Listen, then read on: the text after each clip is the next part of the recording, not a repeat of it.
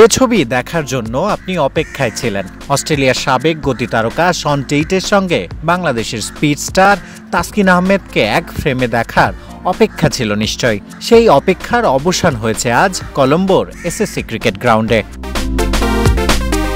পাকিস্তানের বিপক্ষে টি-20 সিরিজে শন টেইট বাংলাদেশ দলের পেস বোলিং কোচ হিসেবে দায়িত্ব শুরু করেন। সেখানে তিনি পাননি তাসকিন আহমেদকে। ক্যারিয়ার জুড়ে যে ইনজুরি সঙ্গী তাসকিনের, তার জেরেই ছিলেন মাঠের বাইরে।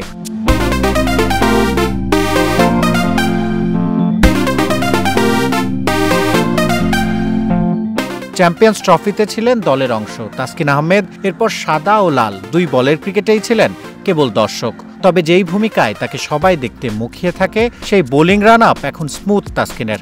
ঢাকা এক্সপ্রেস এখন ম্যাচ ফিট, অপেক্ষা মাঠে নামার।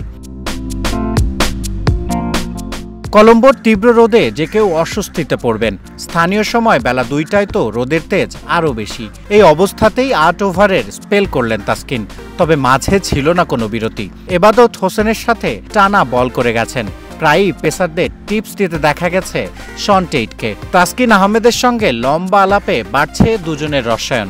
যা বলে শুরু করেছিলাম, যে ছবি দেখার জন্য আপনি অপেক্ষায় ছিলেন। এক ফ্রেমে দুই স্পিড স্টার, দুজনের সম্পর্ক এখন গুরু শিষ্যের। চ্যাম্পিয়ন্স ট্রফির পর তাসকিন প্রতিযোগিতামূলক ক্রিকেট খেলেছেন কেবল ডিপিএল-এর 3 ম্যাচে।